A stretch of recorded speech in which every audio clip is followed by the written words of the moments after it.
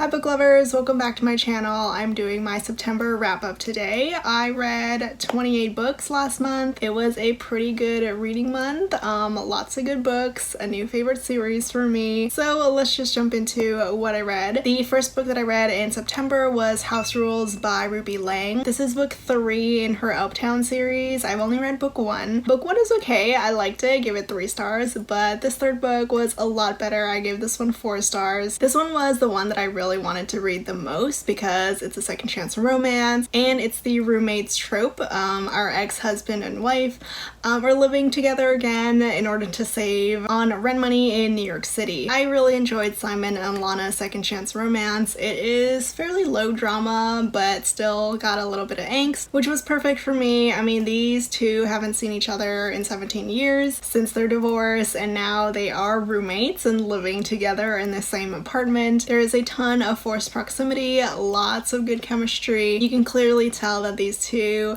still have very deep feelings for each other. I also loved how the characters are so unique. The heroine, who is Asian, she is a chef. She makes hand-pulled noodles for a restaurant, and the hero is a music teacher. He is a musician. It was just a very well-rounded novella. I was amazed that there was so much packed into so few pages. And then I read the first 2 books in the Slice series by Tegan Hunter. She writes some really cute rom-coms. I enjoyed a few books in her texting series. Book 1 is A Pizza My Heart. All these titles have a really cute food puns. Love them. I gave this one 4 stars. I thought it was adorable. It's a great friends to lovers romance. Well, former friends to lovers, and also he is her brother's best friend. The whole pizza theme is because Ren, the heroine, and her family own a pizzeria, and it is in this restaurant that Ren's former best friend, Foster, moves back into town. Ren is not really happy about this. She's not a fan of Foster at the moment because he pretty much ghosted her and their friendship.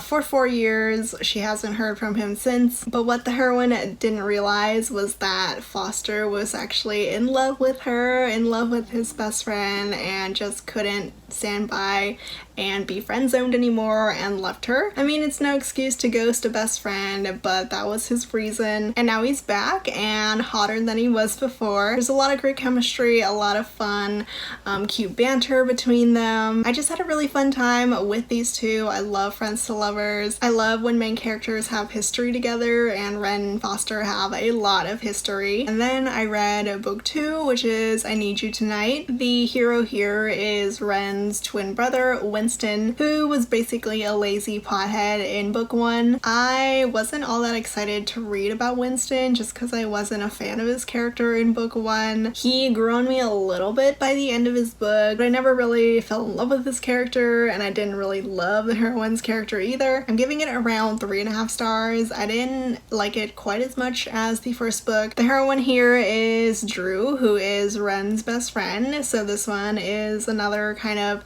best friend's brother romance. She is a single mom with a really young son. Winston and Drew do not like each other. It is very much an enemies to lovers romance. It did honestly get a bit too much for me. I'm not a big fan of a lot of hate in my romances and my enemies to lovers romances. I did like that there was a lot more to Winston than just being a lazy stoner. He was in a really bad accident years ago, which still leaves him in a lot of pain, which is why he self-medicates with a lot of weed. If you love enemies to lovers, hate to love, you'll probably love this romance. There's a lot of butting heads. Next, I read Butterfly Swords by Jeannie Lin. This was my first book by this author. I think this might be her debut. It is the first book in the Tang Dynasty series, and it is an Asian historical romance set in China. I really enjoyed this one. I gave it 4 stars. The romance was actually so sweet and endearing. I loved it. There was a lot of things going on outside of the romance too, which wasn't my favorite. So the heroine, Ailee, is a princess. She's a royal princess who runs away right before her wedding because she doesn't want to marry the guy that she's engaged to, who is kind of a traitor to the crown. So she's on the run, but she's hunted by her fiance, and this is where she meets the hero, Ram. He's a foreigner and a swordsman, and he decides to protect her while she's on her way. So it's like a historical road trip romance. There's a lot of traveling going on, lots of intrigue and running into danger and trying not to die. And it's during their travels that they slowly start to fall in love, and it's so wholesome, so sweet. I just really like this one. I'm definitely reading some more books in the series and also more books from Jeannie Lin. I then read Secret Crush Seduction by J.C. Lee. This is book 2 in her Heirs of Hansel series, which is about this very wealthy Korean American family. I gave this one 3.5 stars. I didn't love it quite as much as the first book, Temporary Wife Temptation, but it was still good. It is the brother's best friend trope.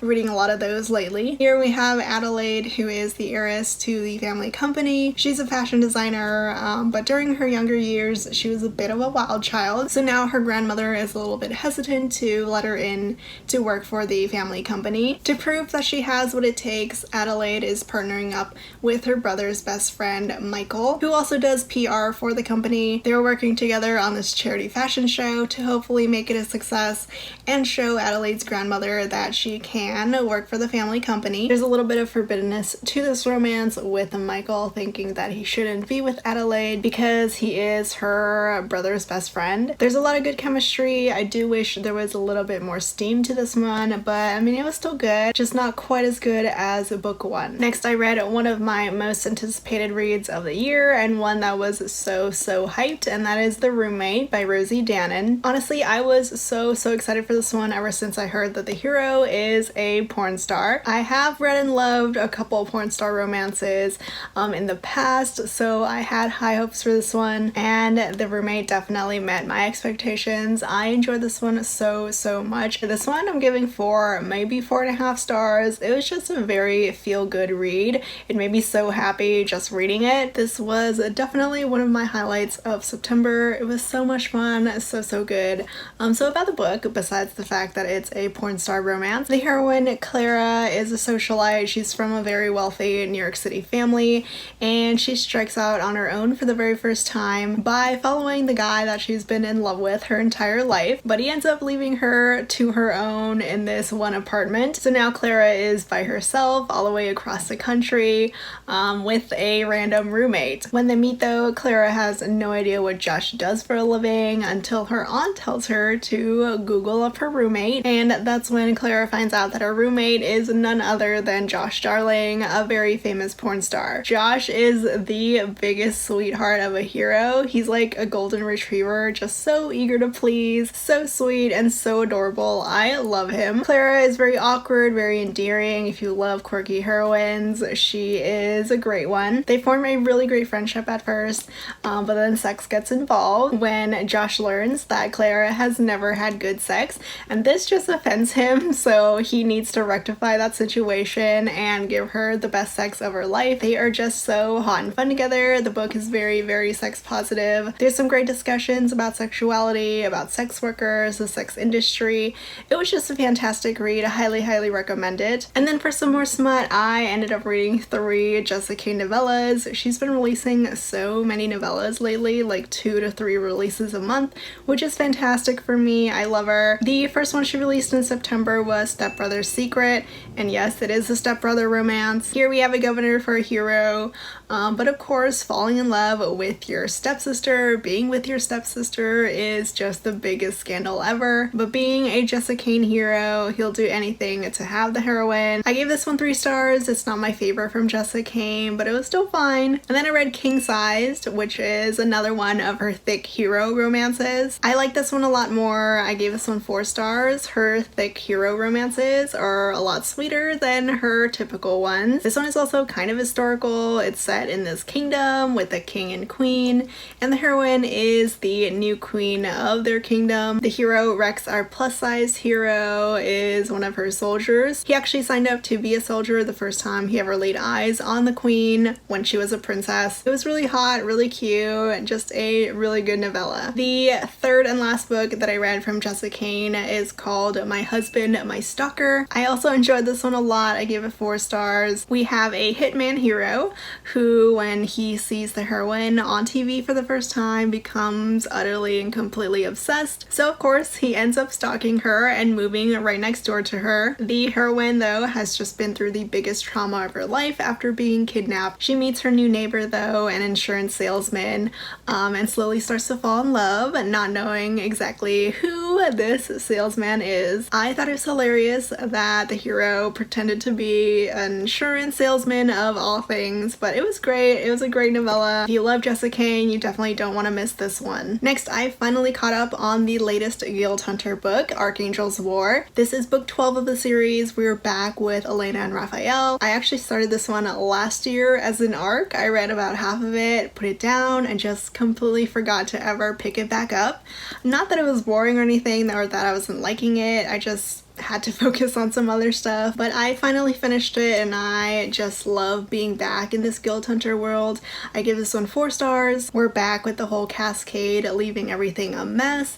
Elena and Raphael trying to keep things together and also trying to get rid of Li Juan once and for all. There is a ton of action. There is so much stuff going on. We're in book 12. Everything is starting to come together. It was another fantastic installment in the Guild Hunter series, and now I am so excited about book 13, Archangel's Son. I have an arc of it downloaded. I'm probably going to be reading it for the Paranormal Romance Readathon. I am so excited to read about 2 archangels falling in love. Next, I read Luck of the Draw by Kate Clayborn. I have been wanting to read Kate Clayborn for the longest time. It is book 2 in the Chance of a Lifetime series. I kind of skipped around because I wanted to start this one because I heard there was some good groveling in this one. That didn't turn out quite as well as I hoped, but I still like this one. I give it 4 stars. The premise of the series is that these 3 best friends win a lottery ticket and their entire lives are changed. Luck of the Draw is about Zoe. Zoe was a former corporate attorney. She quit her job after she won the lottery, and now she's trying to set things right for the families who were wronged by her company. One family is the O'Learys, and here she meets Aiden O'Leary. Aiden is our grumpy hero, and he absolutely hates Zoe. He wants nothing to do with her because of what she and her former company did to his family, but he does end up coming up with a solution for the 2 of them. Aiden offers her to be his fake fiance so that he can work his way towards buying this campground that was so important to him and his late brother. Aiden, our hero, is grumpy AF. He is so broody. He answers in grunts or one-word sentences. I just really like the way their romance was set up. These 2 don't quite get along, but for the sake of this campground, they're trying very hard to pretend that they're in love. I really liked Zoe and Aiden. I loved Zoe and her best friends.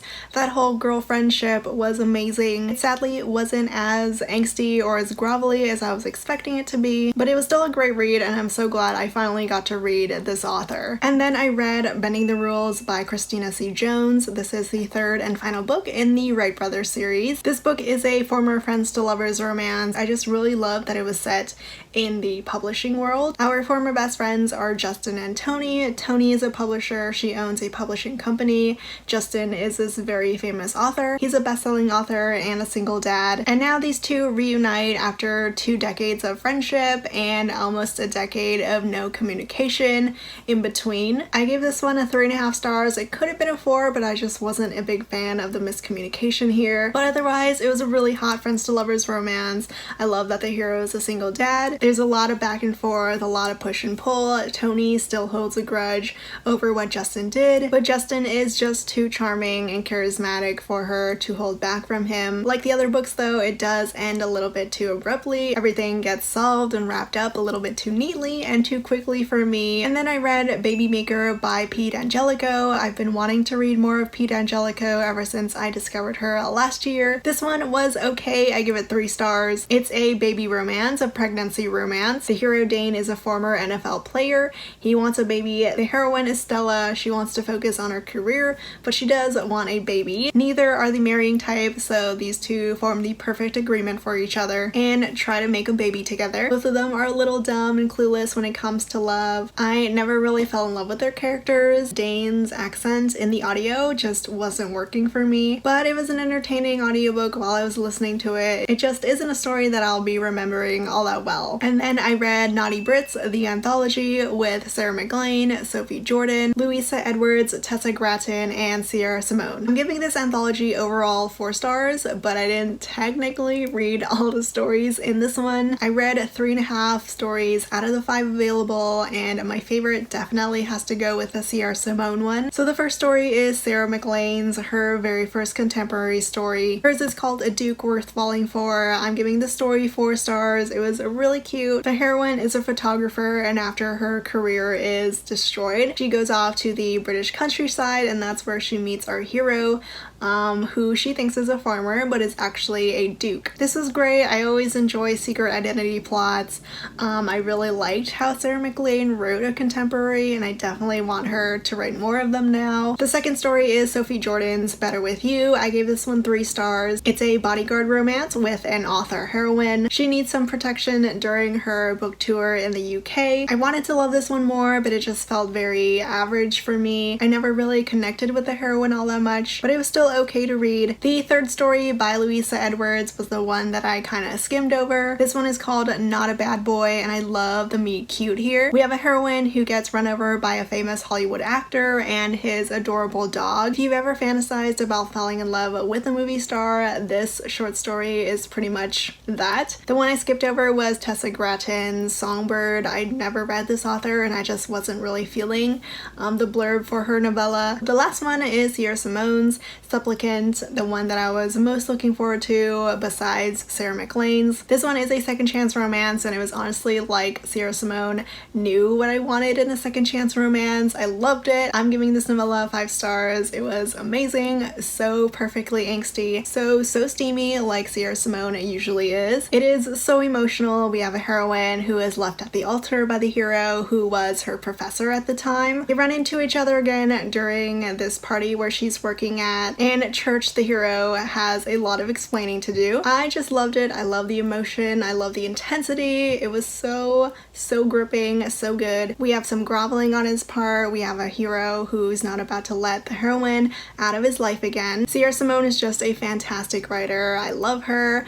I kind of wish that this was made into a full-length novel, but honestly it was perfect the way it was. And then I read Diana Quincy's Her Night with the Duke. This is a historical romance, first in a new series, and I gave this one 4 stars. It was great. It was my first time reading this author. Really loved her writing. I love the forbidden aspect to this historical romance. The main characters meet one stormy night together and have a very passionate night, but then the next day they meet, are introduced to each other, and realize they have a connection, and that is Elliot, our Duke hero, is planning on marrying Leela's stepdaughter. So a relationship between them is not in the works, with him planning on marrying her stepdaughter, who she's very close to, both in age and in friendship. So the forbidden aspect to this was fantastic. I also love that Leela is half Arab, half English. She's never really felt a part of either of her 2 identities. She does learn more about her mother's family, her mother's Arab family, and grows closer to them throughout the book. It was a great first book. I'm definitely looking forward to more Diana Quincy books. And then I read Playing with Fire by LJ Shen. I feel like I've talked about this book a lot in my previous videos,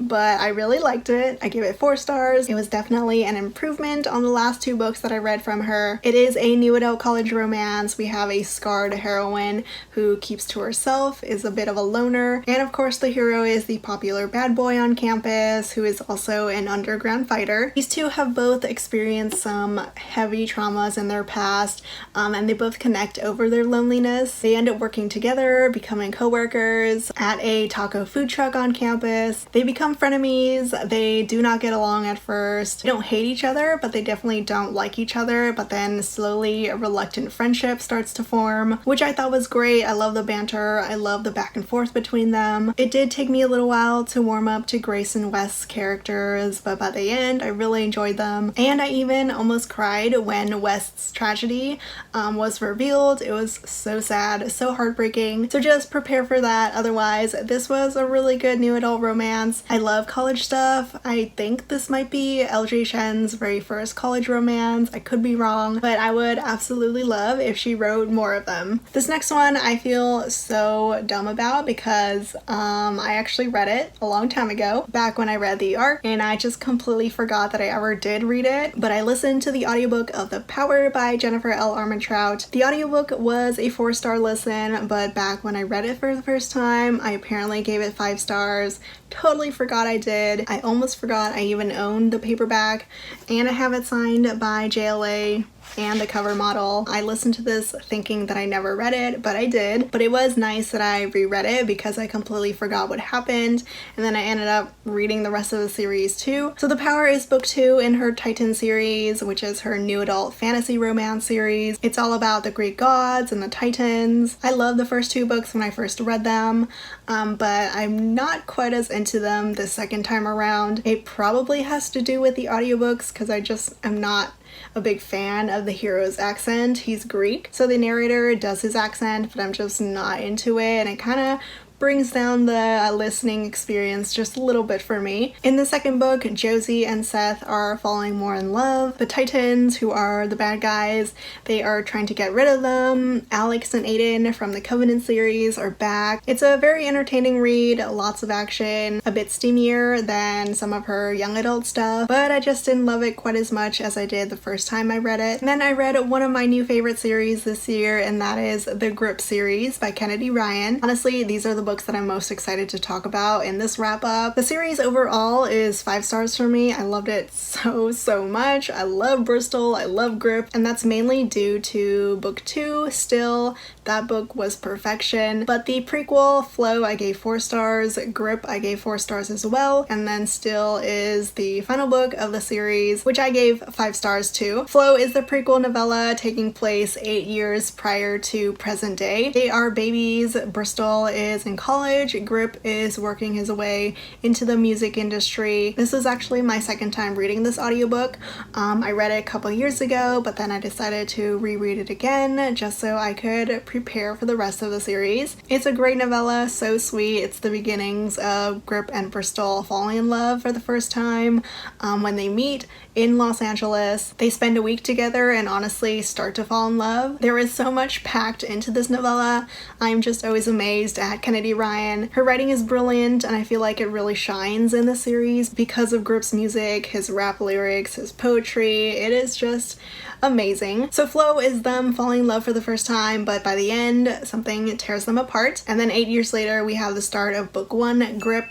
Grip is at the top of the music charts. He is a rising musician and Bristol is his manager. She has been managing him for a couple years now, but unfortunately they are not together. They still want each other. They honestly never really fell out of love since that week 8 years ago, but Bristol is the one that holds back out of fear. This is the main reason why I can't really give this one 5 stars like I wish I could have, just because I was so frustrated in the first half of this book with Bristol and Grip, but mostly Bristol. Bristol is so hot and cold with Grip, always pushing him away, and I just wanted to smack her a couple times to be like, you are meant to be with him. He is the love of your life. What are you doing? So there are plenty of frustrations in this book.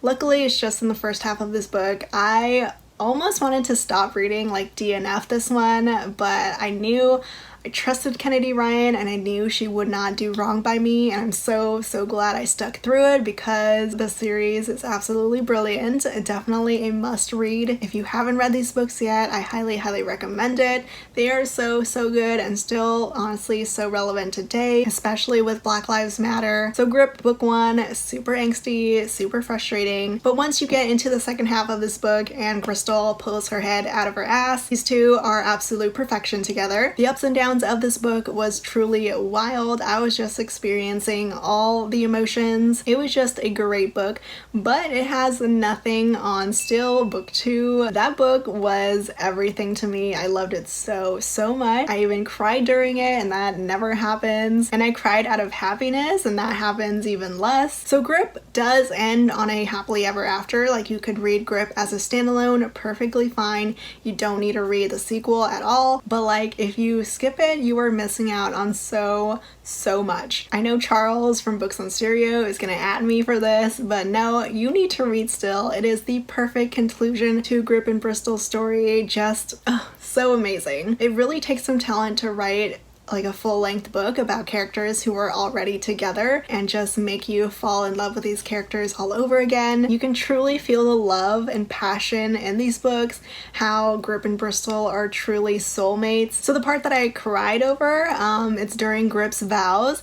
If you've heard of the series, you've probably also heard about these vows. I cried over these vows the first time that I listened to them, because I was listening to the series in audio, and it was just such an incredible experience if you do listen to the audiobooks. And then as soon as I finished listening to the vows, I went back to re-listen to them again. They are just romantic perfection. So if you want a series that will absolutely take your breath away, this series, you have to read it if you haven't already. I had heard so many incredible things for the series before I read it, and now I can see why. Also, I don't know if anyone talks about this, but Kennedy Ryan's books are hot. Grip and Bristol are just lighting up the sheets. They get down and dirty and just worship each other's bodies. It's great. Next, I read Tools of Engagement by Tessa Bailey. This is the third and final book in her Hot and Hammered series. I gave this one 4 stars. It was great, but not my favorite. My favorite is still book 2, Lover or Loser. But this was another fun read in the series. We have an older heroine. There's a slight age gap. We have an enemies to lovers romance, and we also have like an HGTV reality show going on between Bethany, the heroine, and her brother. This was really just a hot and fun time from Tessa Bailey, which is what I always expect from her. Bethany, the heroine, is the last of the trio to get her story. She is a perfectionist with anxiety, which is not the greatest combination. She's been wanting to strike out on her own from her family's construction company, and now she gets the chance to, while also competing with her brother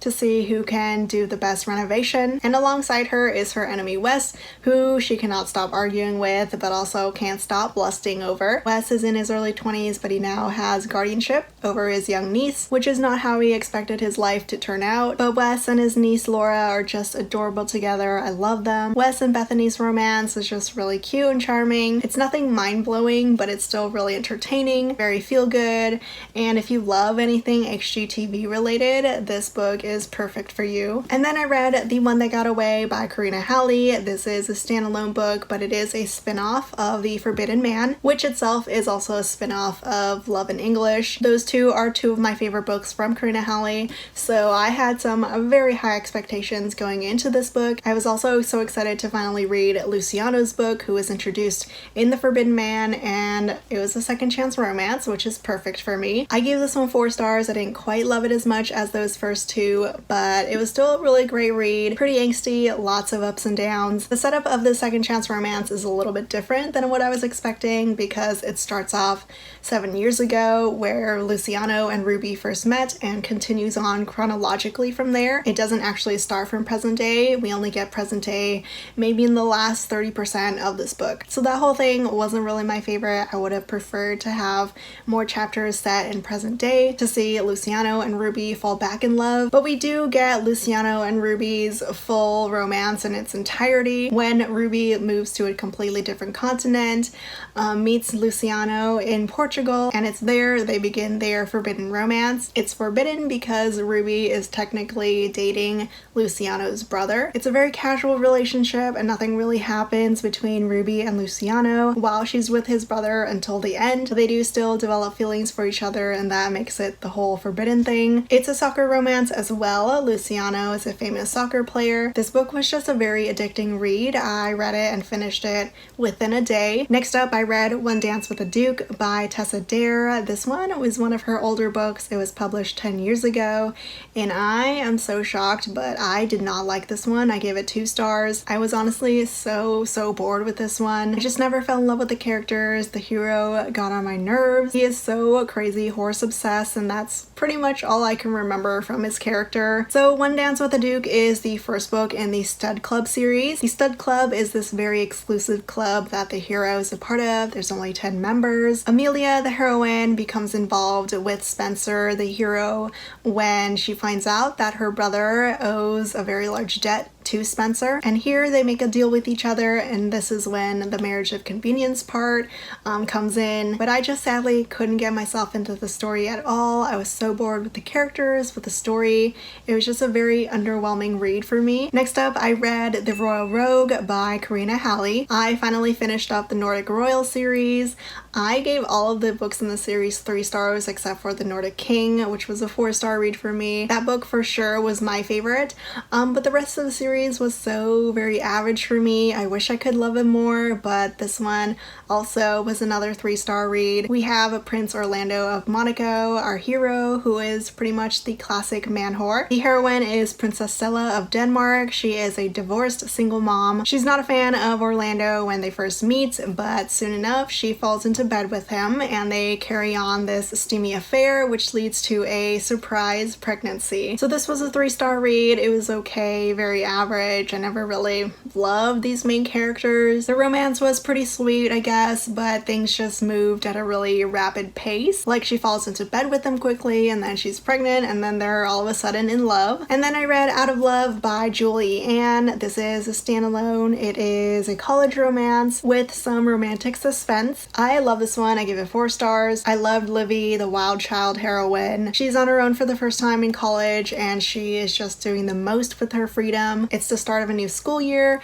and in one of her classes is the mysterious Slade. Slade is the school's biggest enigma and loner. He just sticks to himself and sticks with his dog, his German Shepherd. But Livy is too curious for her own good and does not stop trying to talk to Slade and get to know him and build up a friendship. They were just total opposites, but I had so much fun reading about them together. They do fall in love a bit too quickly for me, but it was still enjoyable. I loved Slade's mysterious dark past. He has a bit of a second life, and then all of the suspense and action happens towards the end. It was great. I will say though, I did not realize that this book was a spin-off of a previous series when I was reading it until maybe halfway through. Out of Love is a spin-off of the Jack and Jill series. Jack and Jill, Jack is actually Livy's dad and Jill is Livy's aunt. So it did kind of spoil some things for me for that series, but I mean, this book reads totally fine as a standalone. And then I read The Lady's Guide to Celestial Mechanics by Olivia Waite. This is an FF historical romance. This was my first book from this author. I give it 3 stars. The romance was really sweet and endearing, but it was kind of everything else that I got really bored with. One of the heroines, Lucy, is like a translator. The other heroine, Catherine, is a widowed countess and she needs help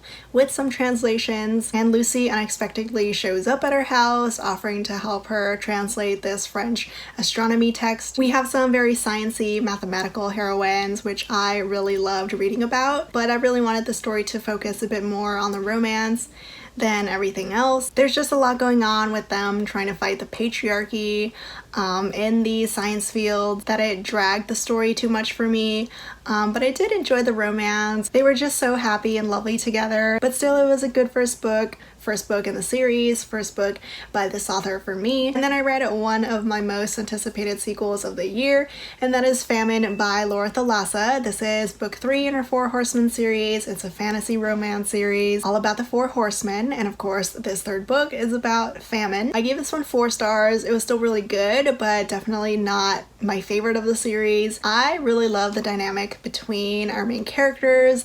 Anna is a prostitute, well, a former prostitute. She ended up saving Famine's life 4 or 5 years ago, and now Famine has come to her city and she's trying to see if he remembers her. He does not, at least not at first. He is very much an arrogant horseman. He sees humans as beneath him, not worth his time. When Anna is left for dead, losing everything and everyone she loves, she manages to survive all of that, and now she's planning on getting revenge against Famine. Sadly, her plan doesn't go as expected and she ends up being a captive of his, and it's when she's forced to be with him that they slowly fall in love with each other. It is very much a slow burn romance. Going into this one, I completely forgot how awful these heroes are, even though they are literally the 4 horsemen of the apocalypse, killing millions of people. Famine, it feels like, is the worst so far of the 3 that are released, but Anna's personality was a perfect match for him. She was not afraid to stand up for herself, to stand up against him. She's very feisty, always challenging him. They were great together. So this was another great book in the series. I think my favorite so far might have to be War, followed closely by Pestilence and then Famine.